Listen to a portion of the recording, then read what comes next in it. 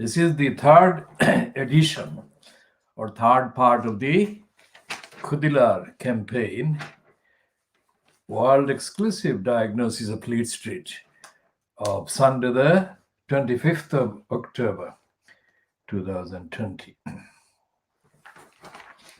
And this is the one that we are going to look into the daily Boris Graf's Sunday's counterpart, stablemate, the Sunday Boris Graph and the Observer, and this Daily Star on Sunday.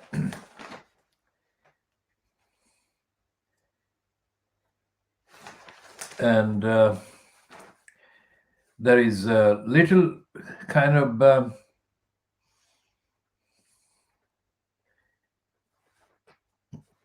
hints here and there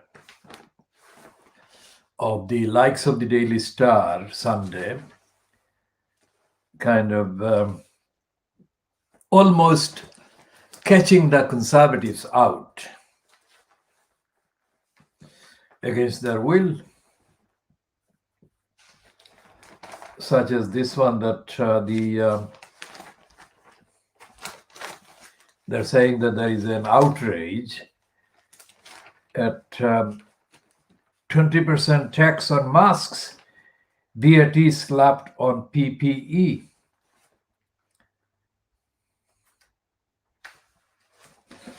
And they're kind of still continuing on the school meals disaster by the conservatives. But essentially, the conservatives are not getting the kind of rigorous analysis and investigation from the papers, even the Daily Star on Sunday, which claims to be supporting our NHS on the front page. And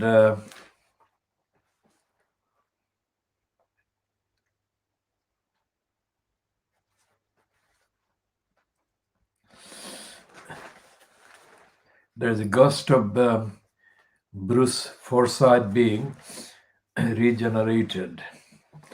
That's how desperate they are.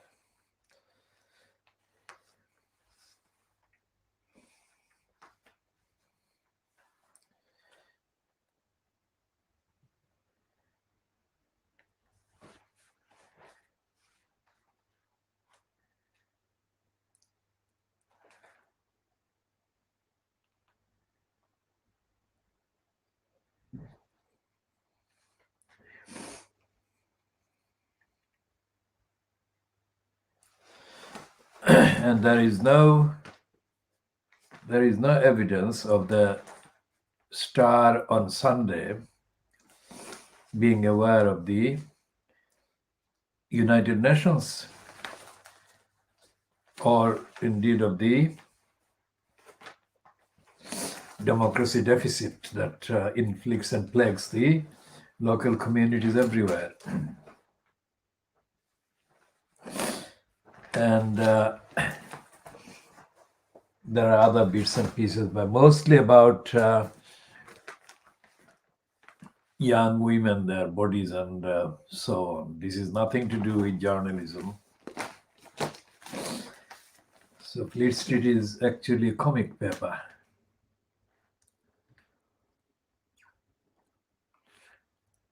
And the front page, of course, the isolation for test and trace could be halved. I mean, this is, again, nothing to do with science, nothing to do with the evidence. The Boris Graph is kind of desperate, like the Sunday Express, the Beaverbrook legacy of lying and racism and denial.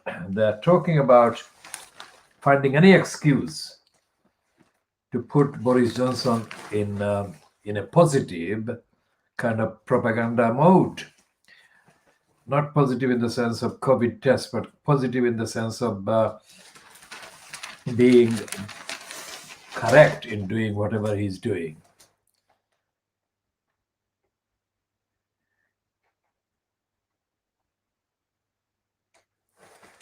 And on page 2, it is now backtracking. Now it's instead of blaming the EU, the right-wing papers, the Brexiteers, have now taken the line of treating the EU as if it's a reasonable organization.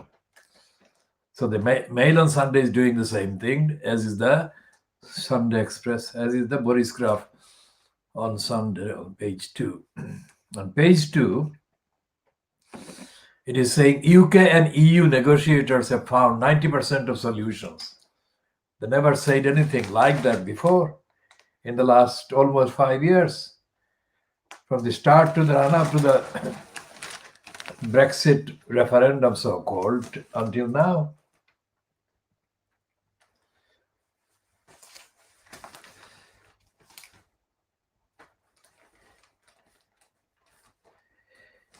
And they're saying that cases of the infection are falling. So that is the kind of assumption. And then they're running the analysis on that, saying tough restrictions imposed on millions despite falling cases. So that shows that the Conservatives are doing the right thing on both sides in the contradictory position. They're being tough and they're solving the rate of the infections. So that's the Boris Graph, typical lying. They've got so-called scenes from Cardiff, Sheffield, Newcastle. And they run a kind of line underneath those pictures. Cardiff, Newcastle, Cardiff, Sheffield.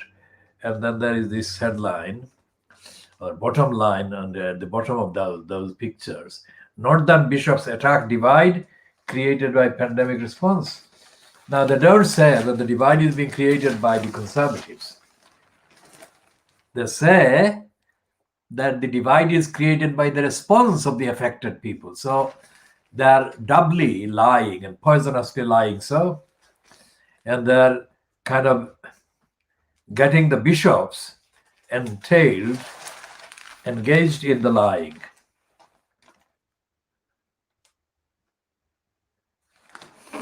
There is a reluctant piece on the situation in the USA where it is said, call to make face masks compulsory after record cases in the US. And they're saying the 85,000 cases, minimum number of new COVID cases reported on Friday in the US, a daily record, 85,000.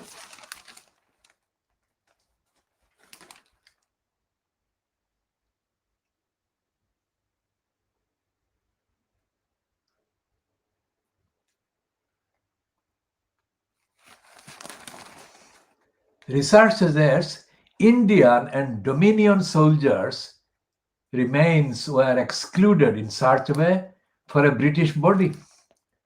British unconscious bias may have influenced the choice of a white soldier as the unknown warrior, National Army Museum researchers suggested. Troops from across the British Empire and Dominions fought and died on the Western Front and were eligible to become the unknown warrior, whose secretly chosen remains were interred at Westminster Abbey in 1920. But National Army Museum research suggests that some level of unconscious bias may have influenced the selection of the body, likely to be that of a white British soldier of low rank. About 1.3 million Indian soldiers served in World War I, and more than 74,000 of them lost their lives. Research by Justin Saddington, the curator into the selection process on which body was chosen to be buried among kings at Westminster, has suggested the focus of those in bold was to secure a British body. They call it unknown bias. Can you believe that? Racists are still whitewashing their predecessor racists. How could it be unknown bias? How could that be unknown bias if they are excluding people entirely based on the fact that they are Indians? Well, the Indians in 1916 or thereabouts, of course, included people from what is now Bangladesh and Pakistan and India. So this is the kind of racist lying and denial continuing. Even today, the Daily Boris graph is lying for the liars who denied even after the kind of sacrifices made by the soldiers of the subcontinent. So they're calling it unknown bias. And we shall come to unknown bias as it is festering now. And here is a piece about the unknown bias by Rishi Sunak. It's in the Observer on page 4 of today, 25th of October 2020. It is saying 500,000 got no cash from Sunak plan for self-employed. So Rishi Sunak's scheme to help the self-employed through the pandemic has handed 1.3 billion to workers who saw no loss of income while giving nothing to 500,000 people left without work. New analysis has revealed.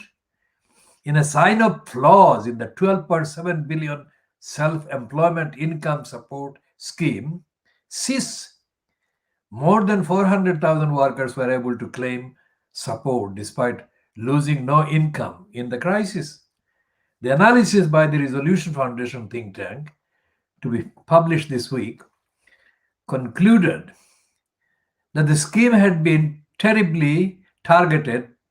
It finds that the self-employed have suffered an even bigger labor market shock than employees. Now, this is exactly like the Indian soldiers, that is Indian, Bangladeshi, Pakistani soldiers, at the 74,000 or 75,000 of whom died for Britain.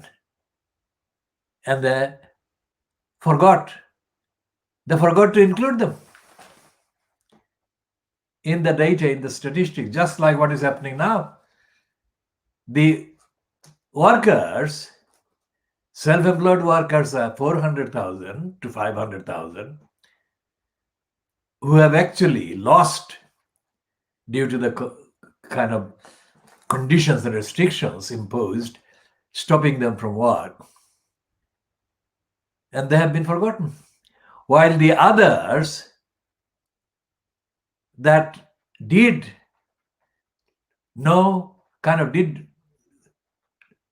lose no kind of income, that is to say, suffered no losses to their income, were given money. And that was more than £1 billion. It is like Tower Hamlets Council. Lutfur Rahman, when he was in post as the so-called incumbent mayor, gave millions of pounds to any number of volunteer organizations allegedly doing work helping the community.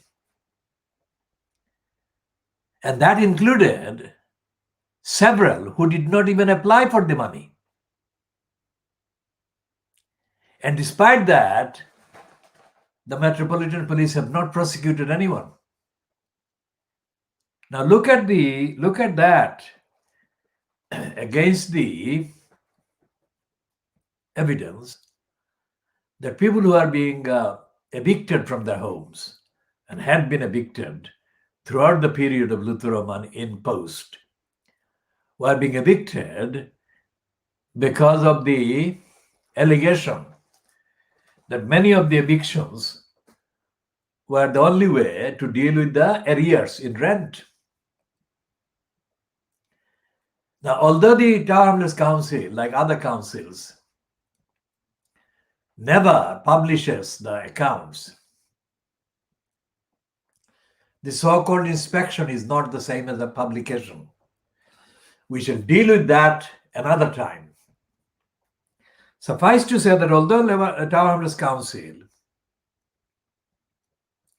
never publishes its annual reports, and that disclosure, that kind of finding about Luther Rahman paying millions of pounds to groups, including those certain groups that never applied for the money, was not available in the council's actual published, excessively published report or account. It was part of the finding of an inspection team that did the inspection, externally kind of appointed. So what is happening today is the repeat of what was happening 104 years ago. 100 years,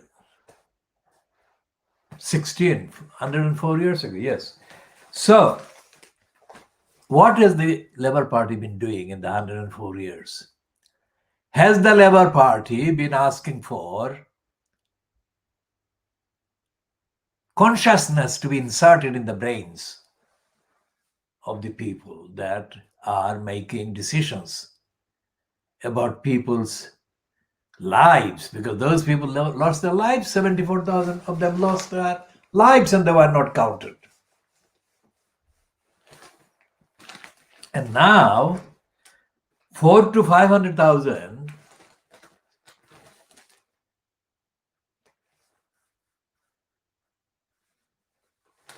self-employed, that is very kind of low-income people, have been forgotten.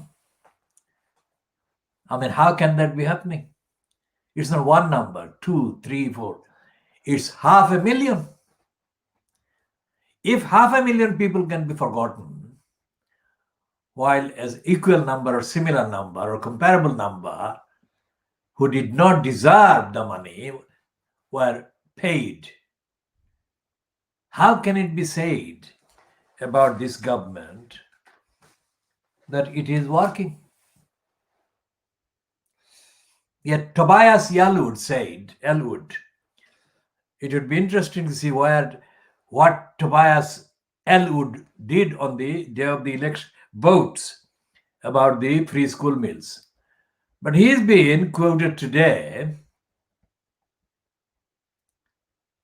by the Sky News political commentator or political correspondent, chief political correspondent, Jonathan Craig, that Tobias Elwood has said that support for the children's school meals for children seems to be popular.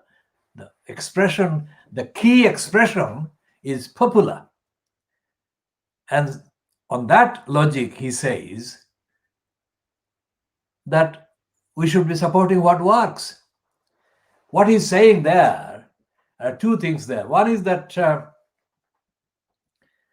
support for the school meals campaign is popular.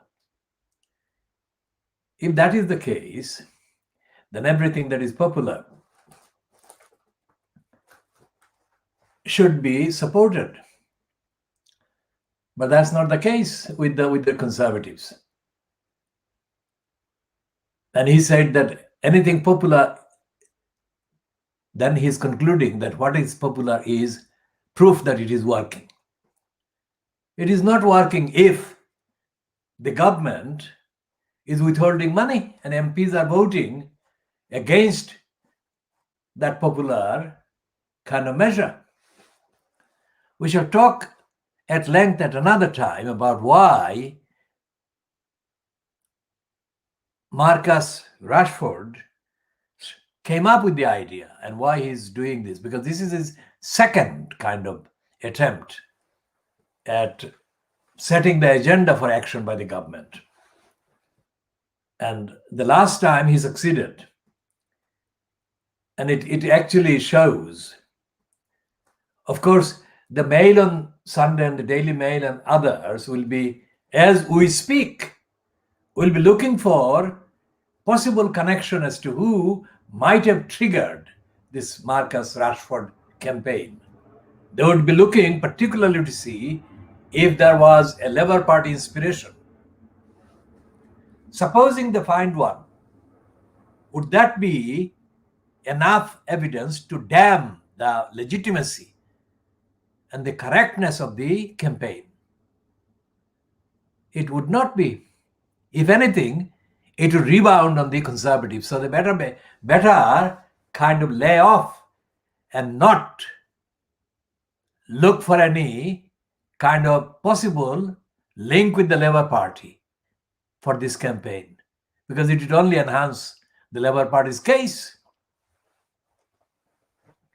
The other thing is that the fact that they're putting 20% tax on the face mask shows that they are not learning anything.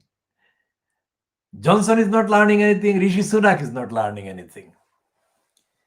So that is something that Keir Starmer and the front bench should be focusing on and dissecting until it is completely dropped. What works is not some kind of some magic. It has to be found by genuine thought on an intelligence and investigation and dedication and devotion. Anyone who has any experience of poverty at any level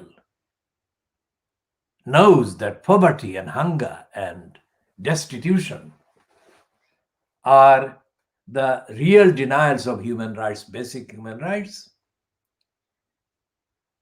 And there must be literally thousands of people who are among the supporters of the Labour Party who have experience and who are experiencing poverty, destitution, hunger.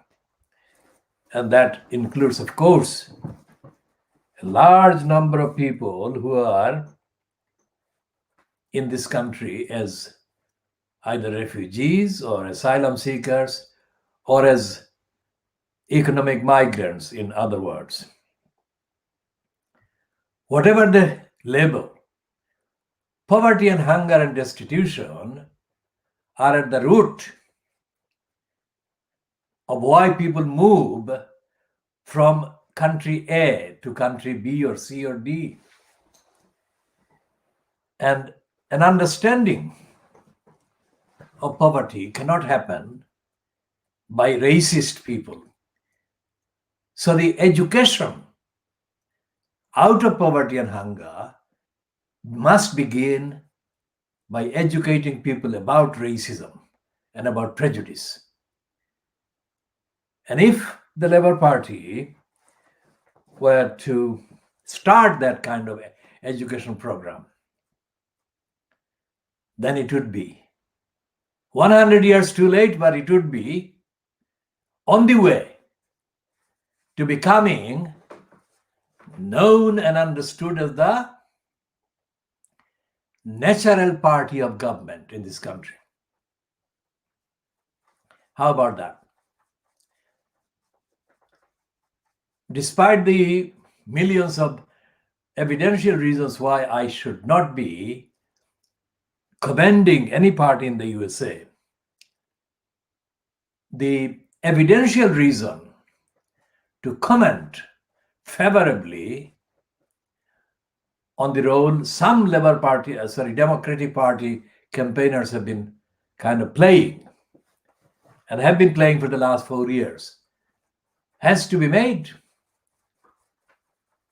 There have been quite a few dedicated members of the Democratic Party who have contributed significantly to the gathering of evidence, to the fact gathering, and to the continuation of the determined assault on the thief in chief that has been installed in the White House for the last 4 years.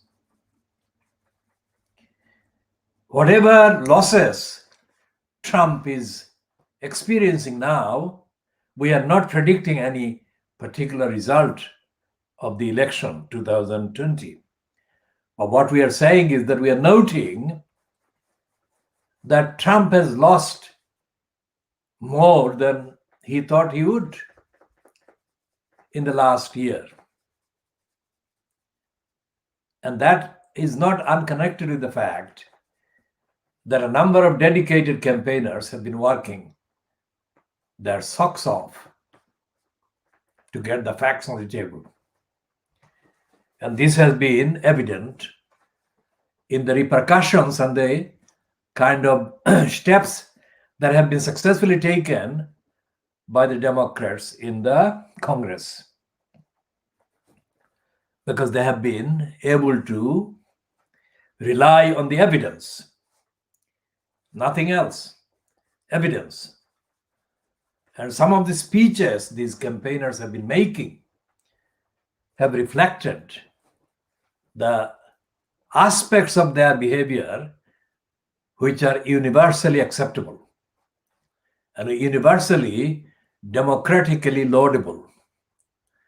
Now, that is a very short summary. Why hasn't the Labour Party in Britain come up with a narrative that has identified the Conservatives, regardless of which one it is that is leading the so-called cabal?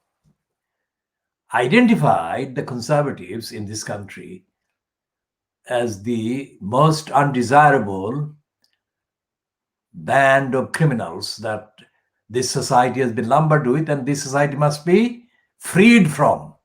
Why hasn't the Labour Party been able to do that? And why has Angela Rayner been forced into a corner about the scum word, while there is plenty of evidence as to the suitability of not just scum but other words that are far more kind of, if you like, stronger but far more accurate as well in describing the evidence of the Conservatives' behavior. Now, this, you will notice, is not referring to the newspapers exactly, because the newspapers are dead. The reason why this diagnosis is called a diagnosis is because the newspapers in Britain have died. It's not any of the newspapers, not the Mirror, not the Guardian, not even the Morning Star. No newspaper has been leading the campaign for free school meals for children. That is only an example. Free school meals is a kind of cause that is absolutely based on evidence. It's not fantasy. It's not somebody else telling Marcus Radford or whatever. It is evidence in front of every person who has eyes and senses. So if Marcus, 22-year-old footballer, can zero in on this one, why hasn't the Labour Party zeroed in on housing, zeroed in on employment generally, and on low pay, and on the mystery of the tax? Because the Conservatives have overplayed the kind of lie that if the rich people don't pay tax, then the country will not have anything to pay the welfare with. Now, that is the biggest lie. And that also shows, that failure by the Labour Party, that is, shows that the leadership of the Labour Party has not understood economics, capitalist economics, that is. Well, I mean, economics, as explained by Charlie Marx, says that the actual benefit, actual profit that the companies and the factory owners and the kind of controllers of the so-called means of production, etc., now the real profit, the real gain they get, the pocket, are not created by them. It's created by the people who work in the factories and in the system, the laborers. So the surplus or labor surplus or the surplus value is what needs to be understood. And if it is understood, then there will be no more claim by the hedge funders and other crooks who steal billions under that cover that they are the ones who make the economy going, society going. That's not true. If the workers stop working and stop producing, there won't be any profit. How about that? Is Keir Starmer going to get that? Is Angela Rayner going to get that? And Bargon, the sub-socialist boy, I mean, he has no excuse tweeting idiocies, imitating Marcus Rashford. He should be talking about the real economic power that is being destroyed by poverty.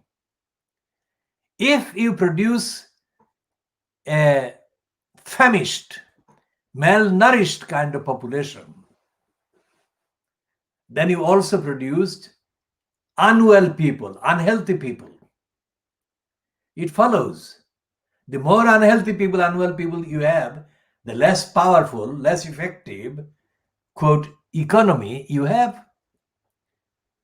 And multiply the number of hours lost due to ill health and malnutrition and all the other things.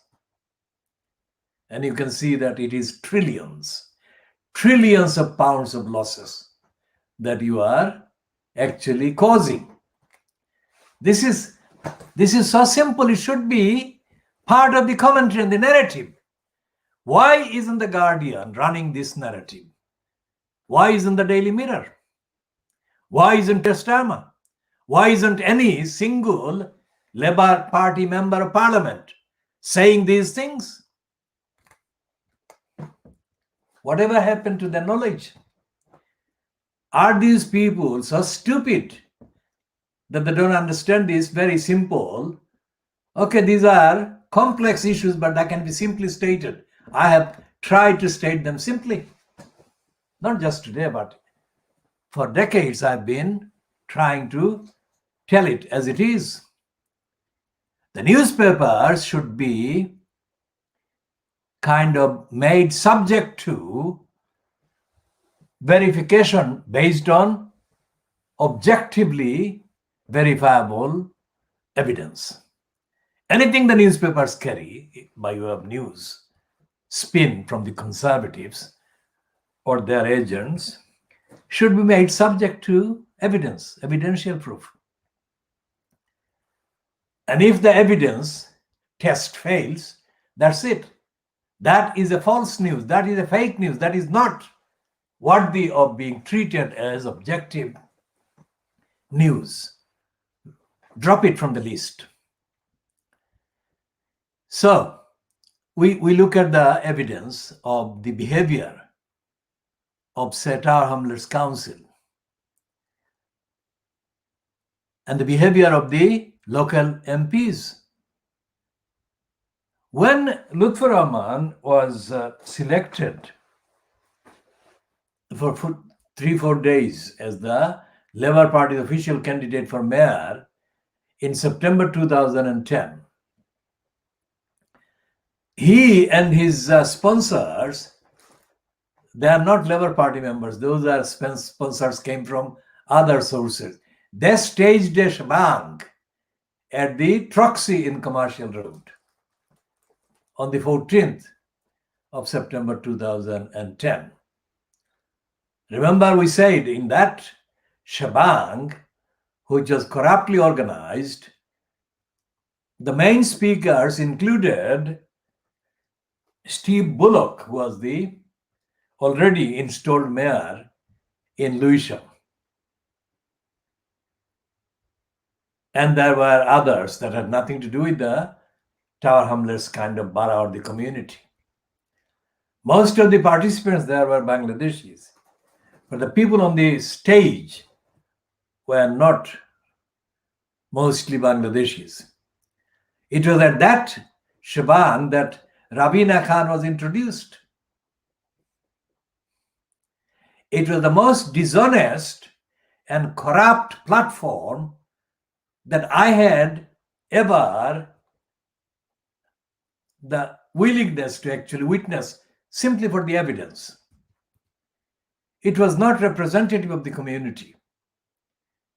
It was not going to be representative of the community. But if I said this to any of them present on the 14th of September 2010, none of them would believe it. None of them would believe it because they had lost their kind of brains somewhere else.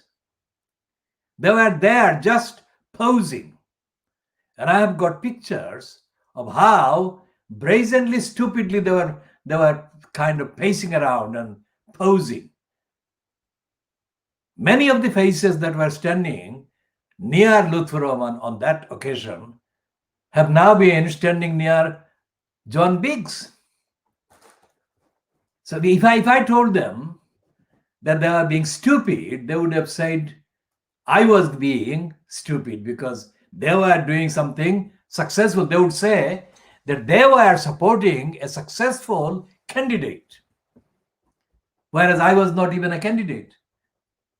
And in their world, that is what was the truth. And what I was saying was not the truth. Now, that was 10 years ago. 10 years and a month ago, 14th of September 2010. Now, 10 years and a month later, what I said and what I saw there was the truth. And what they did was the lie. Now, most of the young people in Tower Hamlets, young people say in 2010, somebody who was young, like in the 20s, is now in their 30s.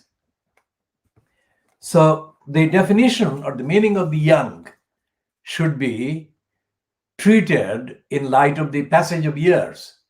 Apart from that, whoever happens to be in their 20s now, 10 years later, is likely to behave when it comes to political decisions in an identical way.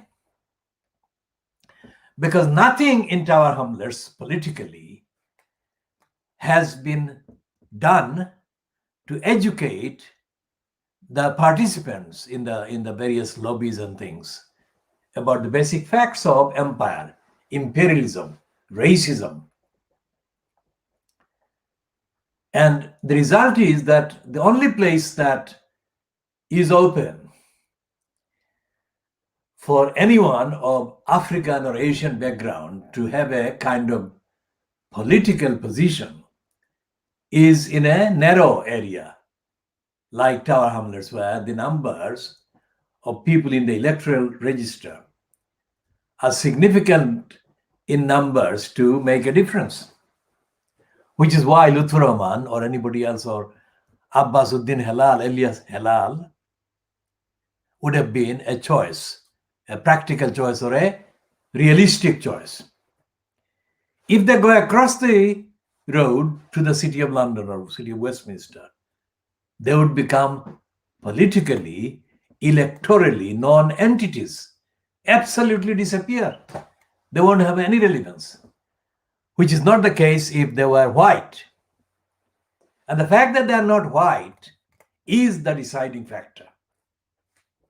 And that is why education about racism, about empire, about all the anti-Muslim things that actually go on are absolutely essential, basic requirements for survival. Not about the hereafter, not about the day of judgment. It's about here. Sheer physical freedom to exist on the streets of Tower Hamlets has been taken for granted by Lutfur Rahman and his ignorant followers and supporters who were posing next to him at the Troxy while I was taking the pictures. And I think they must have thought that I was completely way behind the times, and they were the successful ones. But I was only interested in recording the evidence of the time at the time. And that evidence speaks volumes. There is nothing in the entire career of Lutfur Rahman in that post as mayor that he can say in opposition to what I have been saying and what I say to him as well every time. So he was totally ignorant of his duties to the people on whose support he centrally, vitally depended and still depends, because without the existence of that community, which still does exist in Tower Hamlets, Lutfur Rahman would have been behind bars. And it is not just Lutfur Rahman, all the other councillors who are not necessarily currently supporters of Lutfur Rahman, but who are from the same background, social background in terms of kind of nationality and ethnicity and all the rest of it, and who are only councillors,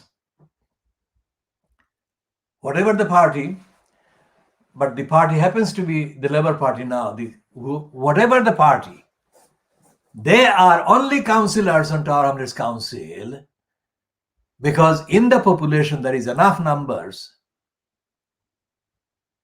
of voters who are Bangladeshis. If the same councillors, the same individuals as candidates were to go to Sadak, and there is a significant number of kind of Afro-Caribbean people in there, they won't get the support from the Afro-Caribbeans, which is why you have in London, across London, quite a number of people, Bangladeshis, living in all the boroughs. But it's only Tower Hamlets that has any mentionable number of Bangladeshi councillors.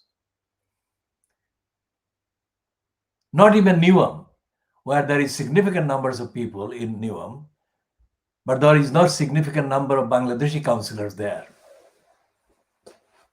So anyone seeking any electoral position in Tower Hamlets by relating to and relying on the Bangladeshi people in Tower Hamlets has the basic duty openly, transparently, and honestly to accept that on condition that they will deliver equally to all the people, but in relation to fighting racism, they would not treat the community as being taken for granted, and they will oppose racism, because everyone, every single person who lives in Tower Hamlets and is an active voter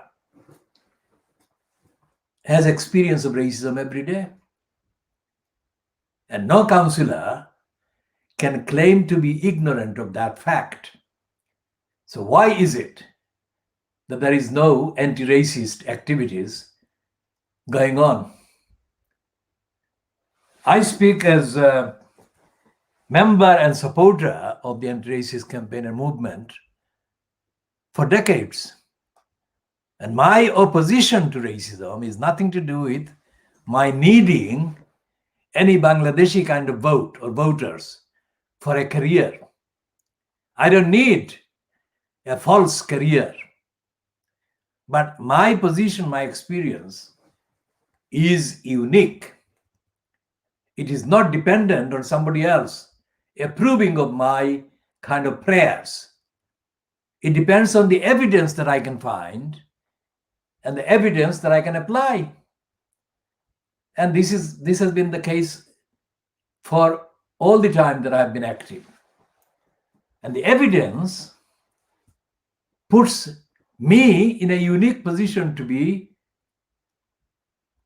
the leader, initiator, coordinator, organizer of the so many campaigns that I have been doing, leading, initiating, organizing, and coordinating.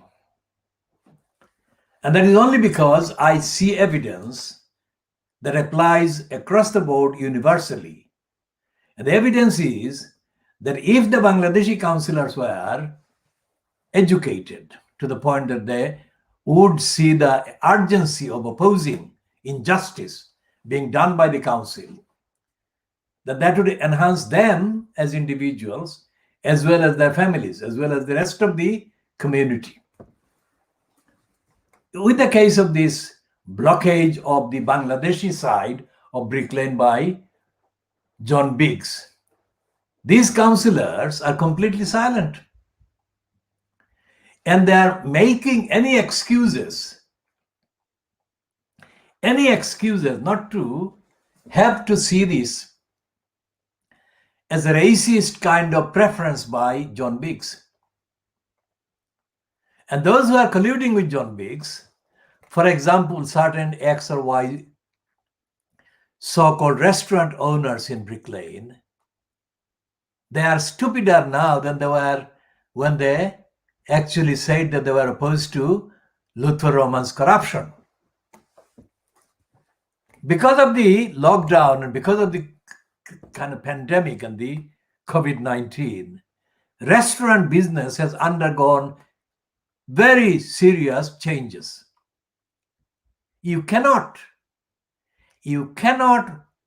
have a business by opening up tables and running tables in the open air.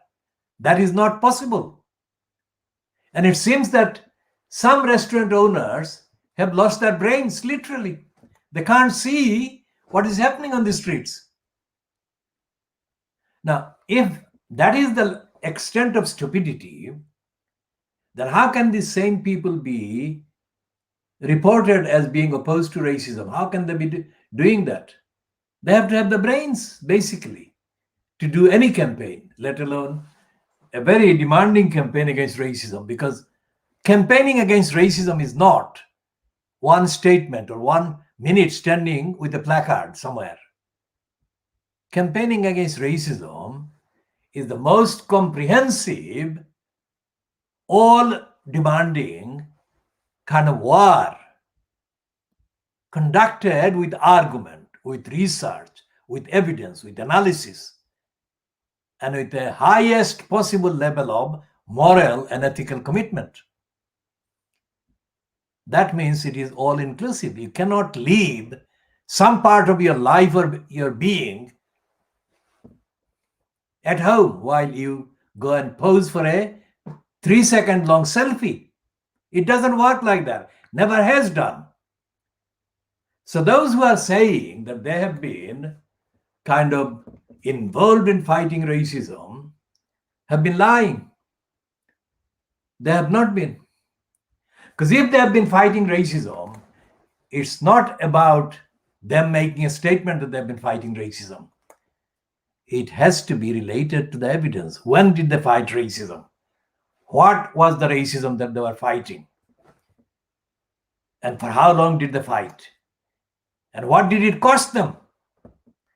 Who did they have as allies and as adversaries? Where was it? Was it in the street? Was it in an office? Was it in a meeting? How did they do it? Did they march on the street? And if they did, what dates did they march on? And if they wrote letters, what letters did they write? To whom? Can they write letters? Because some of the claims coming from individuals claiming to have been fighting racism in 1978 include people who cannot write, could not write. Even now, they could not write one paragraph. let alone a quote book. So who is behind this elaborate conspiracy and criminality?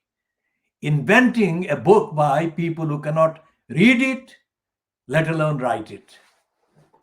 So we shall be continuing in the next part.